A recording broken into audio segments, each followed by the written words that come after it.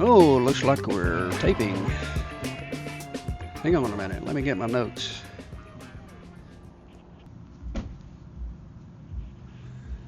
Okay, looks like today is February the 1st. We're starting off a new month, and today is life. Boy, everywhere I go today is noise. I can't escape it. It's noisy in the coffee shop. It's noisy out here. Don't they know I've got stuff to do, things to do, videos to create? I mean, come on, give me some silence here, will you? Stop screaming and yelling and holy cow. Okay, it's Van Life update number 32. It's a new month, February the 1st. Hope everyone's doing okay today. Just checking in, give you an Okay, it's February the 1st. This is Van Life update number 32. And everywhere I go today is noise. Seems like I can't escape it. I guess because the sun's out. People are whistling, people are singing, making noise. You go into the coffee shop and it's noise. Everywhere you go, it's people making noise. Cars honking. I mean, noise filters are great, but you know, it would be nice just to have a nice peaceful place to record a video. But anyway, that's the way it goes when you're a content creator, you're a van lifer, you're going by the seat of your pants, and you do the best you can with your surrounding environment. As you can see, the sun is blazing and shining in my eyes. I can't hardly see, I'm half blind. Now, what is this guy doing? Oh, great, I get serenaded. I mean, you gotta be kidding me. I really don't need this in the background of my update. Oh well. This is ridiculous. I guess I'm gonna have to move into my car. Maybe that's the only place I can find some silence. I mean, give me a break.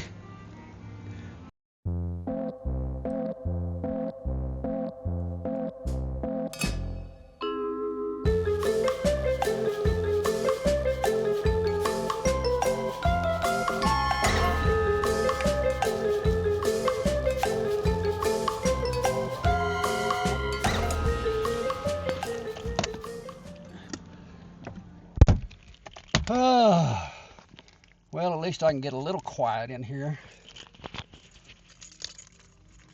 Okay. Coffee shop's loud. Outside it's loud. So what did I do? I had to get into my car, and I still have to listen to this guy play his accordion. Can you hear that?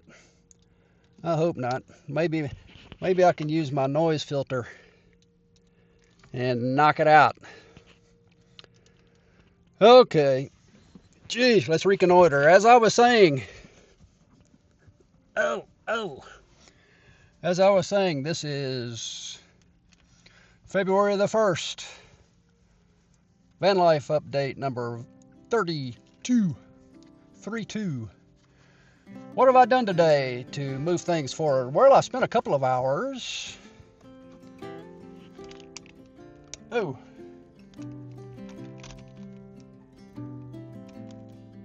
There we go.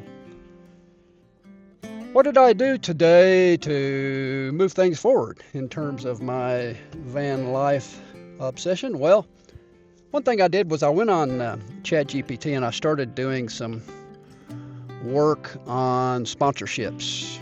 I think corporate sponsorships is going to be one potential way that I can help pay for my... What in the hell is that?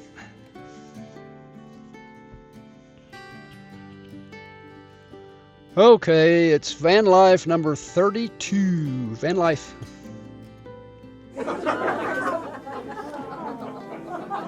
Okay, it's Van Life update number 32. It's February the 1st. And I'm having a hard time getting my thoughts together. Testing. 1, 2, 3. Calm down. It's February. Okay, it's a new month. February. That's hard to say. Why is that so hard to say? It's February the 1st.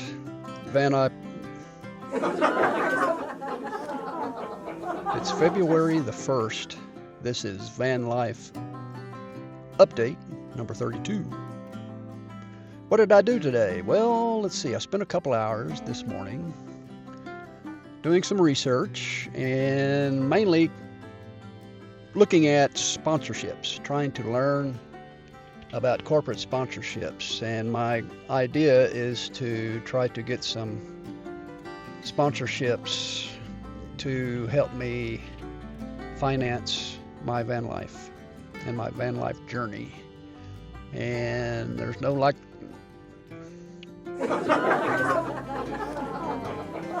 I'm concentrating this morning on finding out about corporate sponsorships. I had ChatGPT bring up all of the information available in the terms of service and the policies and procedures of YouTube to make sure that I don't break any rules when I'm looking for sponsorships. And so that's what I did. I spent a pretty good amount of time, about an hour, going through and researching and looking at sponsorships. And basically what I found out, I'm starting to learn a lot.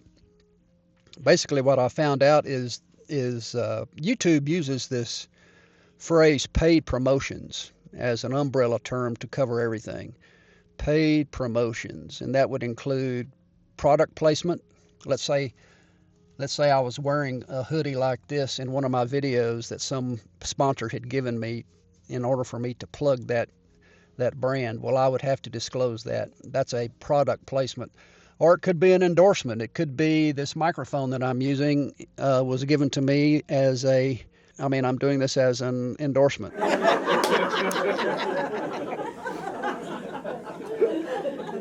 An endorsement is about my opinion of some sort of a product or service that someone has paid me to give on my video.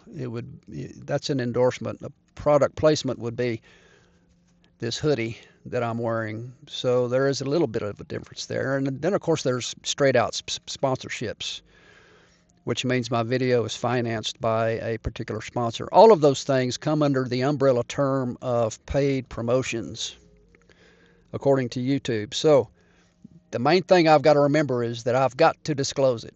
If any of those things take place, I have to disclose it within the video and also in the descriptions. And there's 2 or 3 or 4 different ways that I can make that information, make that disclosure known. And so the best way that I can find out,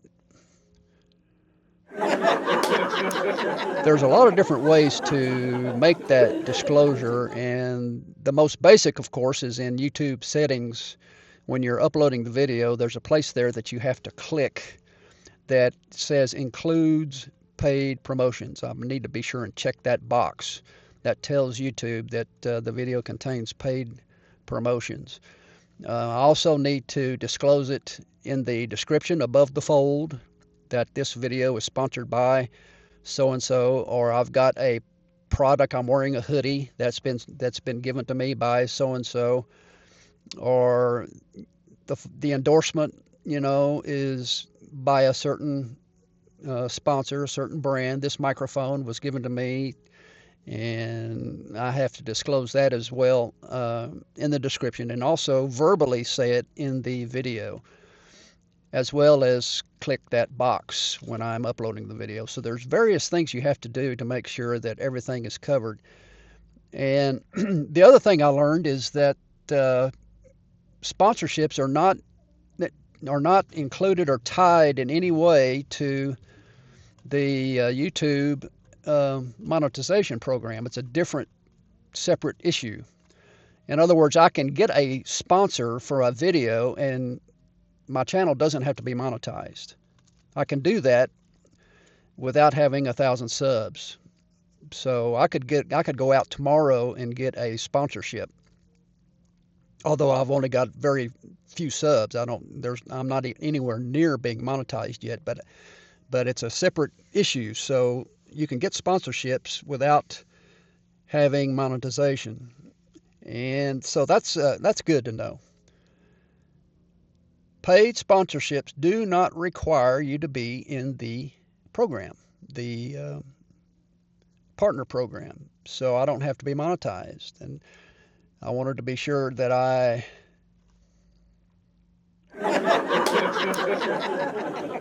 your channel, of course, has to remain in compliance with YouTube and with the partnership program, but the sponsorship is not a part of it. They're not connected in that way. The other thing I learned was the legal disclosure expectations from the Federal Trade Commission. The FTC also has things that you want to be sure that you're aware of. You must be transparent when you have a material connection to a brand. There can't be anything fishy going on. Anything of value that's been received for promotion, I have to disclose it.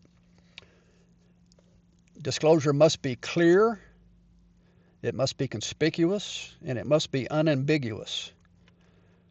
So I can't simply put a hashtag in there in the description, and that's not enough. I can't bury it in some way in the description. I've got to make it conspicuous. Basically, just briefly mention it as I'm going along within the video. By the way, this YouTube, I've got to disclose it somewhere, probably within the video, in a very clear and conspicuous way, but I don't want to make it really obvious. It would just be as you're going along in your video, you can make a comment like, by the way, this hoodie was given to me by so-and-so to wear in today's video. That's all I would need to say. So that's kind of the stuff I've been studying, and I had ChatGPT also print me out a couple of checkoff lists to make sure that I don't miss something.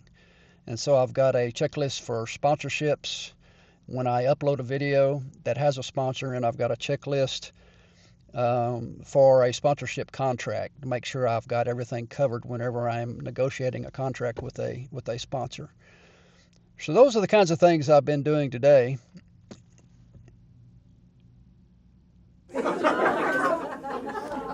And let's see. So those are the kinds of things I've been doing in terms of moving this thing forward, and I'll continue to look into these ideas of getting sponsorships and ways that I can help monetize and help pay for my van life and for the van itself. I also looked into some pricing of vans. I got together with ChatGPT and we did some research and did some studying. And what we determined was if I'm going to buy a used Ford Transit, which is my goal, I do want to get a Ford Transit, that we want to concentrate on the year 2019 if I'm going to buy it used.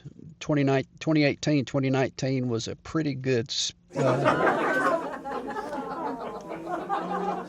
2018 and 2019 were pretty good years for the Ford Transit, and seems like the repairs and problems with the transmissions and those kinds of things were not as serious during those years. And so what I'm looking for is a 2019 Ford Transit between 100 and 150,000 miles with a good maintenance record showing that the transmission's been properly serviced.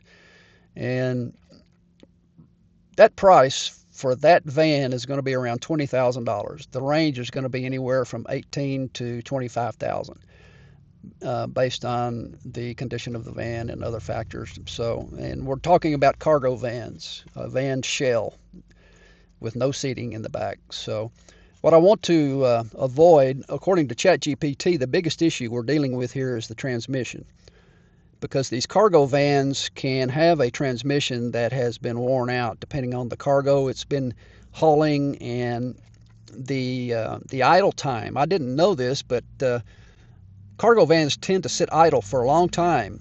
You know, when people are making deliveries or sitting in traffic, and the idle time is a big issue, and it wears out a transmission. So that's something to think about and consider as well. So I'm starting to narrow that down, and he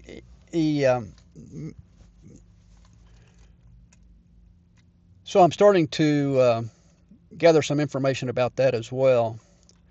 The other thing that I checked on was I asked ChatGPT to give me an idea of the cost if a transmission on a Ford Transit 2018, 2019 was to go out, what would the repair cost be?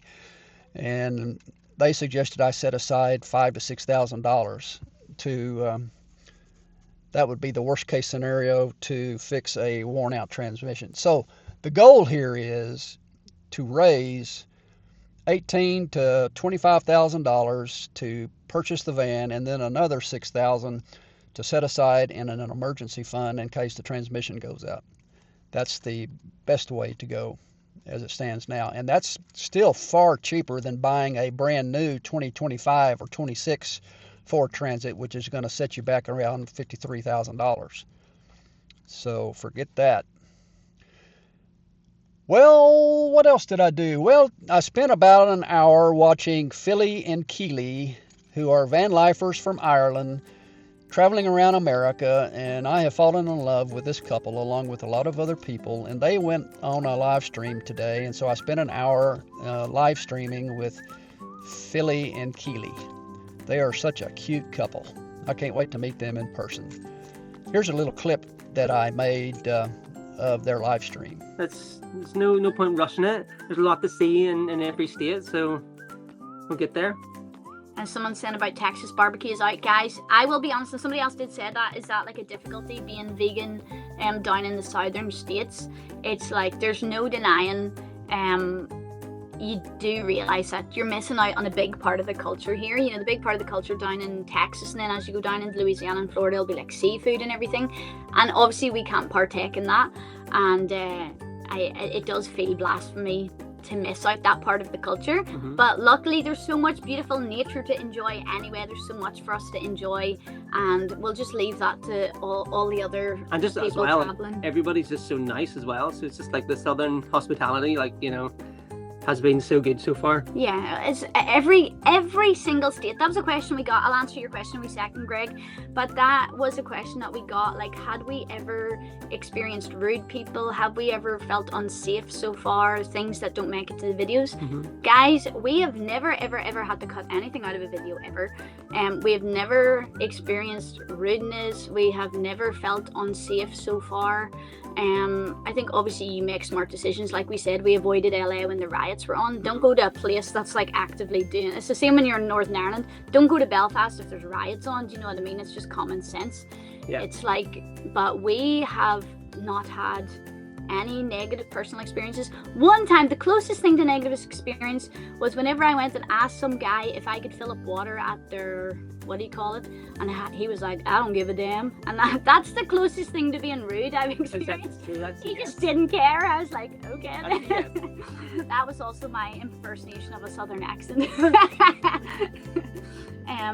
I can't remember what my question was. So good luck to Philly and Keely. You guys have a great new year, and maybe we'll see you up the road. Well, that's going to do it for me today. Van Life Update number 32, February the 1st. You guys go out and have a good day today, and I'll see you tomorrow.